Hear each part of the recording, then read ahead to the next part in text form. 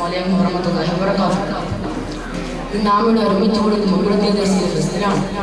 അതുകൊണ്ട് നിങ്ങളെല്ലാവരും ഞാൻ കുറച്ചുകൂടെ അവതരിപ്പിക്കാം. നിങ്ങളെല്ലാവരും അത് ശ്രദ്ധിച്ച് കേൾക്കണം. എൻ്റെ കഥയുടെ പേര് നിങ്ങൾ അറിയുമോ? നബി സല്ലല്ലാഹു അലൈഹി വസല്ലം തങ്ങളുടെ സ്വഭാവം എന്നുള്ളതാണ്. എന്നാൽ ഒരു ദിവസം നബി സല്ലല്ലാഹു അലൈഹി വസല്ലം തങ്ങൾ സുന്ദരമായ നൽകിയിരുന്നു. നബി സല്ലല്ലാഹു അലൈഹി വസല്ലം തങ്ങൾ ഒരു കട്ടിയാണ് 14 ചുറ്റിട്ടുണ്ടായിരുന്നു. അപ്പോഴാണ് മക്കളെ ഒരു പുതിൽ പിന്നിലൂടെ കാണി വന്ന് നബി സല്ലല്ലാഹു അലൈഹി വസല്ലം കേട്ടി ചുറ്റിട്ടുണ്ടായിരുന്ന ഞാൻ പൊതുപ്പ് ശക്തിയായി വലിച്ചു.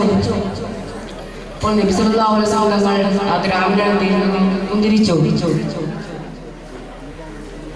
അപ്പോൾ നബി സല്ലല്ലാഹു അലൈഹി വസല്ലം കൊണ്ടായിരുന്ന മനസ്സിനെ അല്ലാഹുവിനെ നബി സല്ലല്ലാഹു അലൈഹി വസല്ലമയോട് ശഫാഖത്തോടെ കേട്ടേക്ക് നോക്കി. അപ്പോൾ ഞാൻ പോയപ്പോൾ ശക്തിയായ വെളിച്ചത്തിന്റെ കാരണത്താൽ അവിടെ കര 15 അടികളുണ്ടായിരുന്നു.